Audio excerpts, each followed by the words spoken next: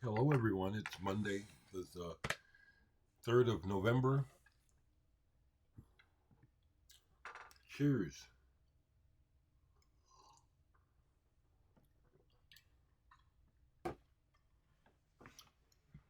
Well, we haven't had our first cold, hard freeze in Omaha yet, but it's coming.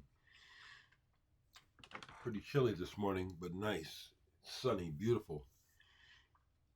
Recap, I had a wonderful weekend. I didn't do anything related to Halloween. The only thing that happened here in my neighborhood was the next morning after Halloween night, my neighbors straight across the street had a huge fight outside. Started about 4 in the morning. It went until 6. And I don't know why they choose to do this, but they seem to get drunk and have some kind of falling out. And then they fight about it outside, screaming and yelling and getting in the car and driving off and then coming back and screaming some more. It's like, it's very bizarre to me, to act like that. It's like, are you asking for people to come out and witness in case someone kills someone? It's very weird to me. So that happened. The rest of the weekend was calm and actually rather good. Yesterday, Sunday, I had two really good visits. One was actually a recording session, and at the request of the person, they asked me to just, like mum's word. It's like, because I talk about stuff, and I don't know who watches me. Apparently they do, and they said, I know, you keep a blog, keep this under wraps, for now, because, and that person is right. Something may happen with what we did. Something may not. I've mentioned things in the past where I thought, looked like something was going to happen, and nothing ever did. So, but it was a good session, and I was asked to use my skills in a way that I don't usually. And it's good to find out that I can do things that it was a challenge. It was nice.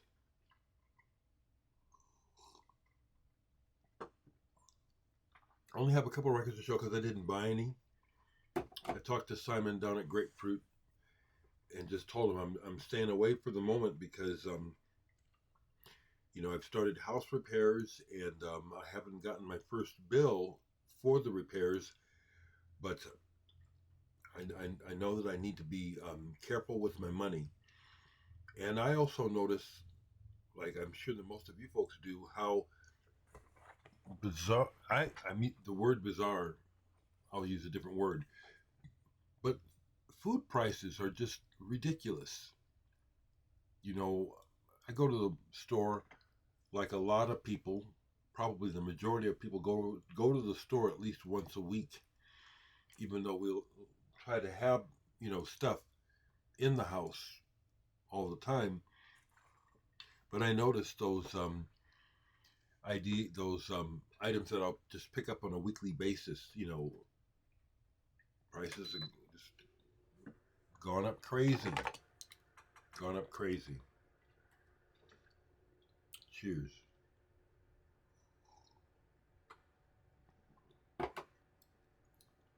So, like I said, I'll show a couple records because I played a couple, but I'm trying to think. What was the other big focus?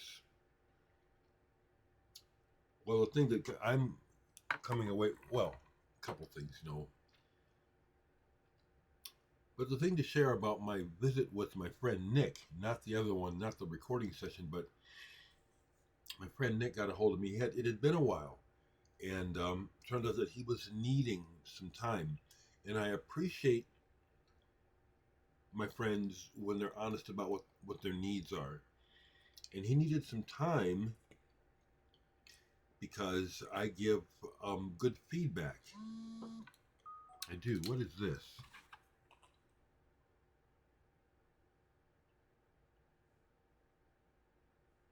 Okay, cool. Very cool. So right quick, that's Doug Wesselman. Good friend. But my friend Nick, he doesn't recognize, and he doesn't mind because I'm not revealing anything untoward. But it's hard for him to recognize his cycles. Um, we go through cycles, the body, the mind, everything in relation to um, our environment, in relation to the seasons, etc. And he'll go through these periods of great self doubt where he is, and I love the conversations with him because it helps me. It's like something that we do when we beat ourselves up mentally, thinking through supposedly other people. What we are doing is we have created an avatar that we set in front of ourselves, a negative self avatar that we use to self criticize. And when you break it down and say, well, who is this person? Where is this criticism in the world, in your real life? Where is it? It's nowhere. No one's doing this except him, except us when we do it. But I love it because Nick asked me, he asked me several questions, which I appreciate. Instead of always having to be the sender, I like that I get to receive. And so he asked me, don't you have things that you are um what was the word? It wasn't ashamed, but it can be things. Aren't there things about you that you are still ashamed of, or that you don't accept about yourself? And I said, no. I've been worked at this hard, and it's a daily routine to to be in the moment because just I know I hadn't talked about music, but we dwell a lot mentally. Most people don't live in the moment. We're in our minds. We're in the past, or we're in the future, or we're in a rut of thinking that's not helping us have a good life. And that was another thing that through the conversation I was able to just again repeat some wisdom that I've learned, which I told him I learned this, so I'm passing it on. I'm not the wise man that made this up. It was passed on to me. But we mentally dwell in places that we don't have to, but we do out of habit. A lot of these habits are established really early in our lives before we're aware. So anyway, that was a really good visit, a really good talk. It helped me. I told him, the most embarrassing part of my history, which I don't tell a lot of people. It's part of my past, but it's also still a part of me. It was wonderful to share that with Nick because I'm at a place where it's part of my past. It's still a part of me, but it's not. It doesn't control me. It doesn't rule me like his negative self avatar still rules him when he gets into that negative cycle. So that was a wonderful visit and a wonderful discussion. Very helpful things to think about and remind myself of. Excuse me. So I can be happy. So I'm happy.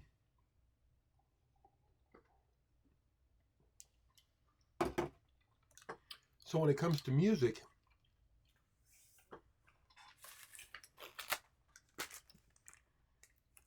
I watch TV.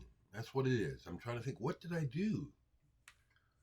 I watched some documentaries. The Prodigy. Who else? I watched several things and several interviews. I watched several interviews with Jack DeJohnette. What a sweet, beautiful human being that man was. What an amazing... I've learned a lot from Jack DeJohnette. I have. He has directly inspired the way that I play all the instruments, including the drums. Beautiful man. We lost a giant. Anyway, so another thing that I watched was some stuff about craft work, and where someone made a video about the album that they think has been underrated and overlooked, and I watched it and I had to agree, so I pulled it. Technopop. Electric Cafe is the American title when this came out. And when it came out, the big complaint from critics was that it was too much like Computer World, and they thought they were repeating themselves. But what Kraftwerk did on this album was they continued to refine their approach to technopop. This is really good. And also, whereas before when I bought these and I had the old needle and I thought that these records, that these were, I wasn't so sure about these remasters. They're freaking creamy. That's how good they are. It's like my other needle was shot and it couldn't get down in the groove, and here, the nuance, these pressings and cuts are awesome. They sound wonderful. Clear vinyl. I got as many of these masters as I could. There's a German language version of at least one of their albums, Computer World, possibly, that I don't have. This was absolutely wonderful, and it was a full play all the way through. Someone was saying that they thought that one of my tracks that I shared with you this weekend on my channel sounded Kraftwerkian. I'll accept that as a compliment, but I'm never trying to sound like Kraftwerk. I'm not. Not at all. I got my own sound, I really do, if you stop and really listen to my music. If you just listen to me, it's Dereck music. It is.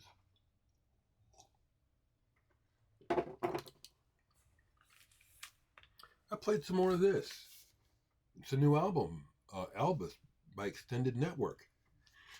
Consequently, it got me to go and watch the latest Sleaford Mods video with some lady in the video.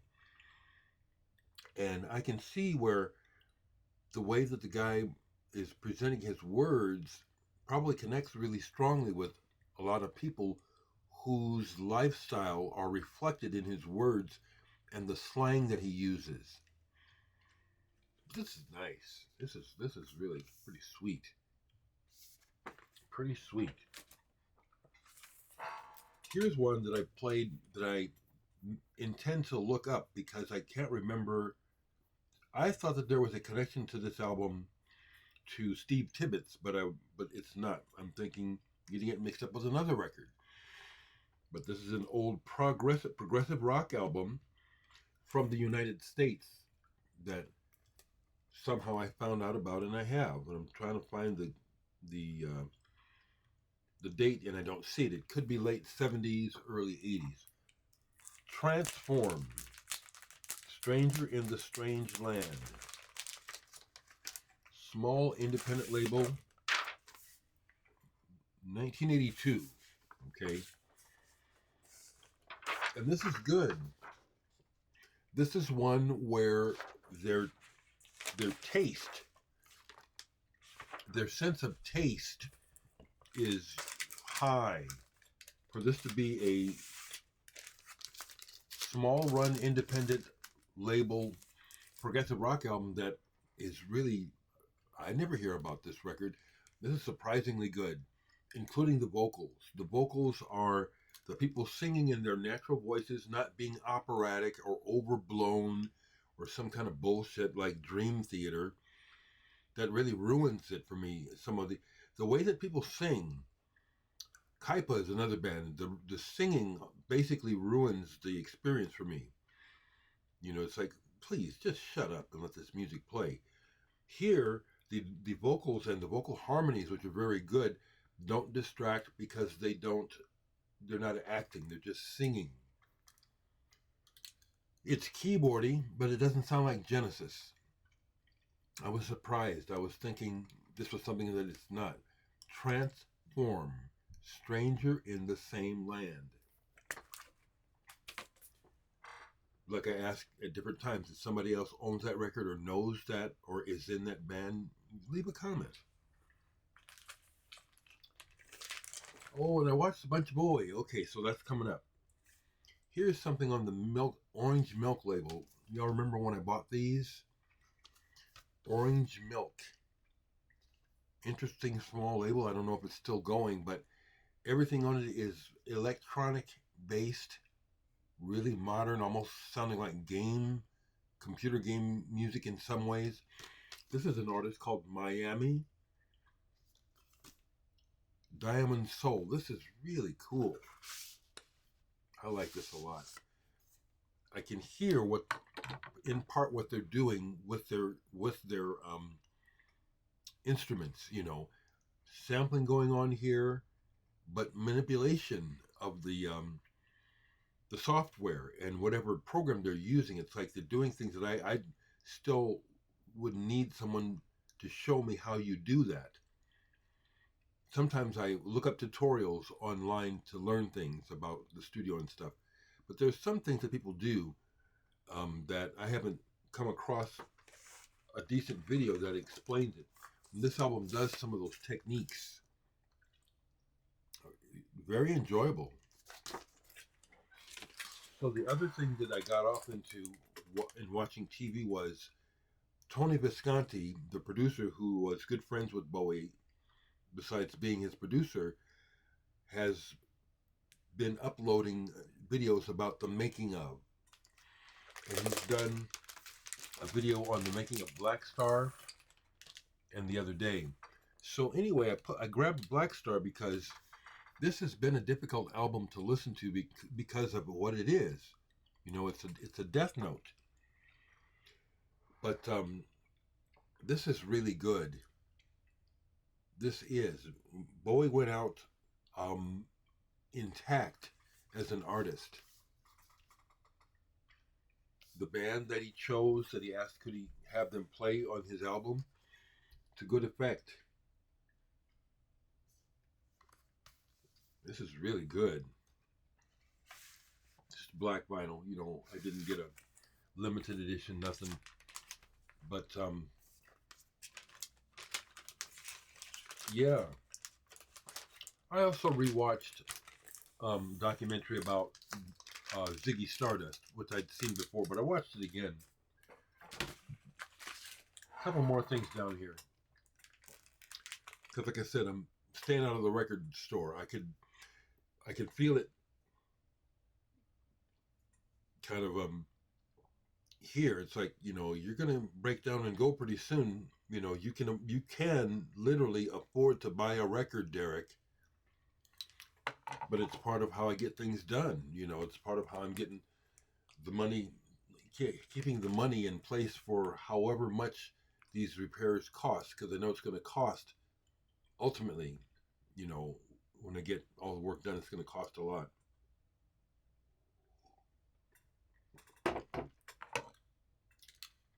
So that's why I'm thankful, and that came up in the discussion during the recording session, because that was that person's first time here in my house. And people do tend to freak out at the size of my record collection. It is rather formidable, even though I don't make a big deal out of it. But I derive a lot of pleasure from scouring my own record collection and rediscovering things like this. I think this was sent to me. Various artists, Flowers from the Ashes, contemporary Italian electronic music. There are no big names on here.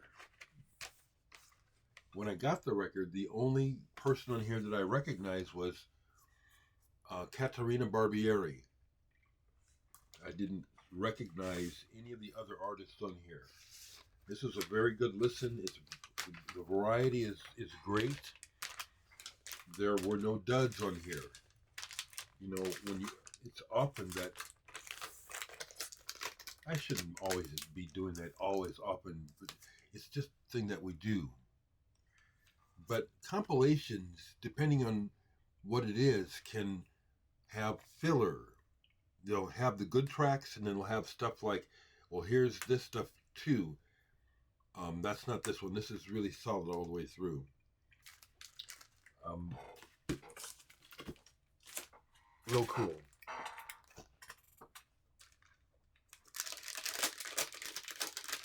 Here's one that, once again, it had to do with wanting to, again, compare how this sounds with my new stylus. You know, I'm still being very careful with the stylus.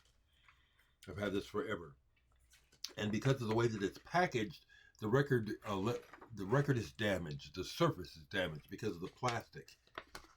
New wave news, the new generation of music, and it came in this. What kind of plastic do you call this? PVC, no protection, and so the surface of this is noisy because of that plastic. But I enjoy this because I really like Depeche Mode, and it's funny how they've grown. My love for them has grown over the years. So there's a really early track on here. And I said, oh wow, I have it. New Life. The track when they still look and sound like little kids. That's on here. That's the opening track on this compilation. And this is a good compilation. And Depeche Mode are like the featured stars on this. But my other nice discovery was that I thought I didn't think I had any Dead Kennedys records because I'd never bought any. A friend gave me Nazi Punks Fuck Off, but I don't have it anymore. I don't know. But Too Drunk to Fuck by Dead Kennedys is on here. And that was really cool. I haven't bothered Jello Biafra, but I have his phone number. And we have talked. It's been years. I ought to call him just to call him. But this is really good. It's got everyone from the All Pairs to Fad Gadget to what I mentioned. The Exploited is on here. Medium. That's a band where one of the band members of Medium years ago contacted me asking, to be on the channel. And at the time, I said, well, no.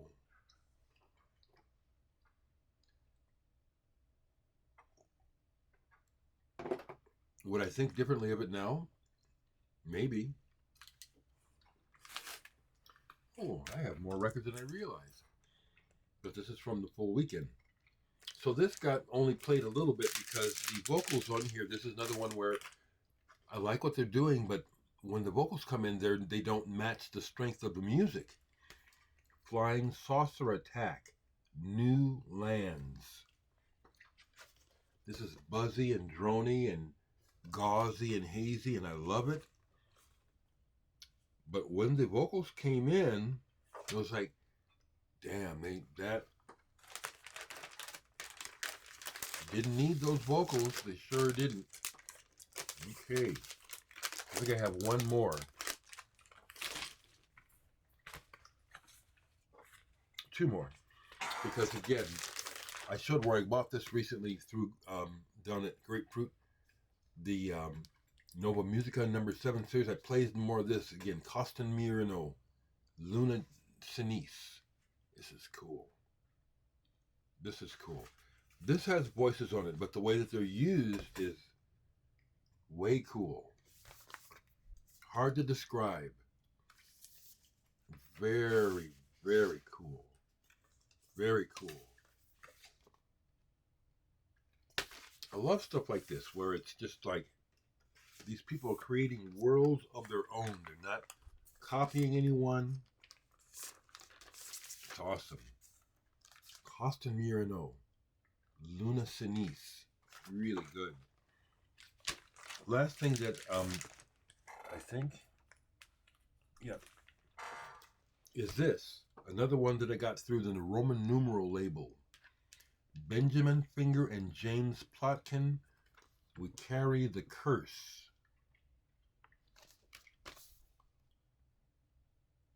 This is one of those kind of records where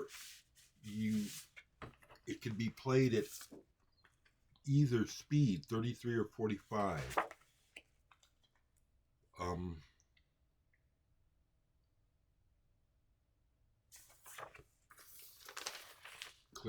Kind of clear vinyl. I actually have to play this again. I liked it, but it was like I can't even remember what I heard. So that's the music that I played. Last thing I'll share is that I got notified for a second time from the Omaha Payphone project that another one of my compositions has been accepted for the project. One of the Otis 12 the Higgins 12 compositions is going to be in the phone book project. Folk song number 3. I'll share more of that as I know. I gotta go, so I'm gonna go. Have a good Monday and stay in touch.